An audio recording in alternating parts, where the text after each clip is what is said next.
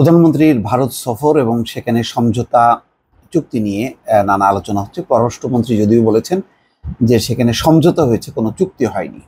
অর্থাৎ চুক্তি নিয়ে যে দেশে একটা বেশ বিরূপ সমালোচনা হচ্ছে, বিশেষ করে রেল সংযোগ দেয়া নিয়ে, যেখানে বাংলাদেশের তিস্তার পানি বন্টন, গঙ্গার পানি চুক্তি নবায়ন, সেই সব বিষয়ে কোনো কমিটমেন্ট নেই বা প্রতিশ্রুতি নেই বা সেই ধরনের কোনো চুক্তি বা সমঝোতার স্বাক্ষর হয়নি। সেখানে যেই সমঝোতা চুক্তি হয়েছে সবগুলি বলা হচ্ছে যে ভারতেরই অনুকূলে, সেটি সমালোচনা করছে বিএনপি। সর্বশেষ যেই খবর তার শিরোনাম হচ্ছে শুধুই ভারতের সুবিধা, বাংলাদেশের কোঠায় শূন্য বিএনপি।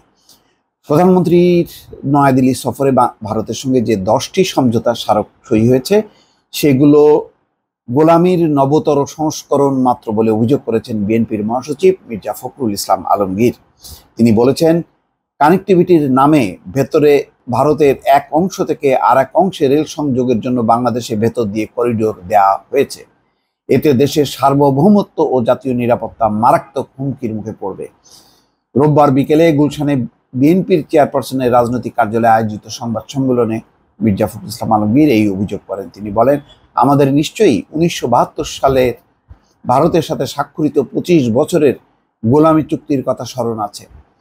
52 বছর পর সেই ধারাবাহিকতায় গত 22শে জুন ভারতের সঙ্গে সমঝোতার আড়ালে যেসব চুক্তি করা হলো বাংলাদেশকে আজীবনের জন্য ভারতের গোলামে পরিণত করবে। এর ফলে বাংলাদেশের জাতীয় নিরাপত্তা বিপন্ন হওয়ার আশঙ্কা দেখা দিয়েছে।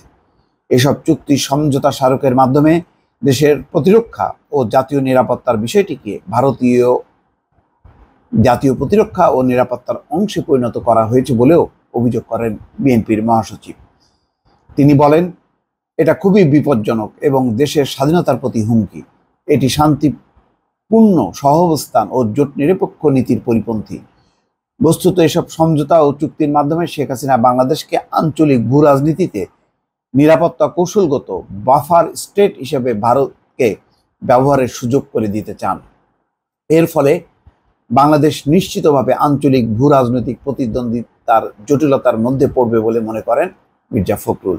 তিনি বলেন যে 7টি সমঝোতা স্মারক নতুন করে সই করা হয়েছে সেগুলোর প্রায় সবই বাংলাদেশের উত্তরাঞ্চল কেন্দ্রিক। প্রয়োজনের সময় বাংলাদেশের ভূখণ্ডকে ভারতের সামরিক ও বেসামরিক পণ্য পরিবহনের জন্য কৌশলগতভাবে অত্যন্ত গুরুত্বপূর্ণ চিকেন নেককে বাইপাস করে ব্যবহার করার সুদূর প্রসারী মহাপরিকল্পনা থেকেই এসব সমঝোতা চুক্তি করা হয়েছে বলে তারা মনে করছেন। জাতীয় স্বার্থ বিরোধী এসব চুক্তি জনগণ মেনে নেবে না বলেও উল্লেখ করেন বিএনপি মহাসচিব। গত 1.5 দশকে বাংলাদেশ ভারত সম্পর্ক অনন্য উচ্চতায় পৌঁছেছে বলে ক্ষমতাসীনদের পক্ষ থেকে বলা হয়ে থাকে।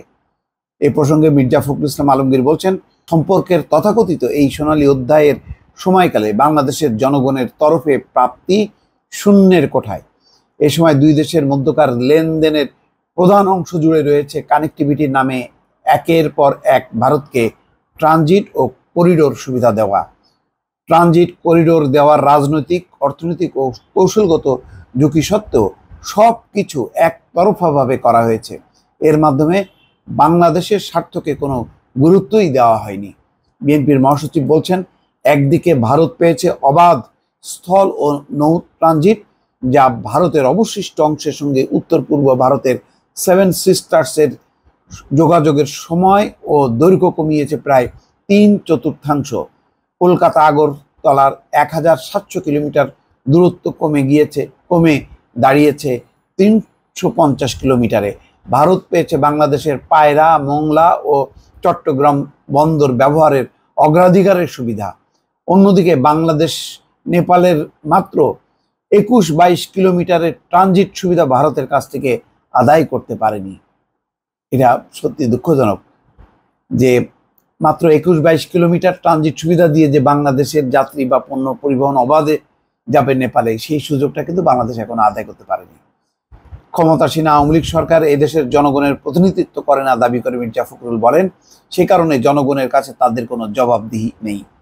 তাই দেশের স্বার্থ রক্ষার জন্য তারা সচেষ্ট নয়। এর ফলে বাংলাদেশের ভেতর দিয়ে রেল করিডোর দেওয়ার চুক্তি, তিস্তা প্রকল্পে ভারতের সহযোগিতা গ্রহণ, প্রতিরক্ষা ও সামরিক সহযোগিতা ওষুধ সংক্রান্ত সহযোগিতা, বাংলাদেশের জলসীমায় ভারতের অবাধ বিচরণ, ভারতের ইনস্পেস এবং বাংলাদেশ ডাক ও টেলিযোগাযোগ মন্ত্রণালয়ের যৌথ স্যাটেলাইট সমঝোতা, ডিজিটাল পার্টনারশিপ, গ্রিন পার্টনারশিপ, সমুদ্র সহযোগিতা ও সুনীল অর্থনীতি ইত্যাদি নানা নাম দিয়ে যে 10টি সমঝোতা স্মারক স্বাক্ষরিত হলো, তাতে বাংলাদেশের প্রাপ্তি শূন্য।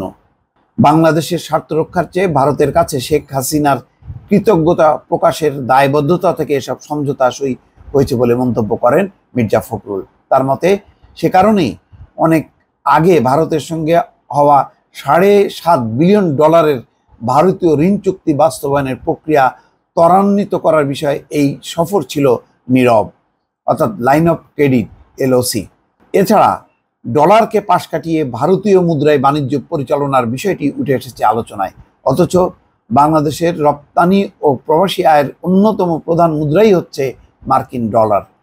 ভারতের সঙ্গে বাণিজ্যের ক্ষেত্রে শুল্ক অশুল্ক বাধা দূর করে বিপুল বাণিজ্যিক ঘাটতি কাটিয়ে ওঠার কিছুই এসব সমঝোতায় স্থান পায়নি।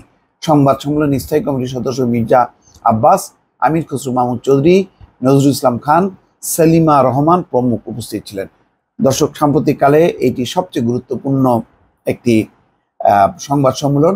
সেখানে একেবারে টু দ্য পয়েন্ট কোন কোন ক্ষেত্রে বাংলাদেশ বঞ্চিত হচ্ছে আর ভারত লাভবান হচ্ছে সেটি দেখিয়ে দেওয়া হয়েছে। দর্শক, ভালো থাকবেন। আল্লাহ হাফেজ।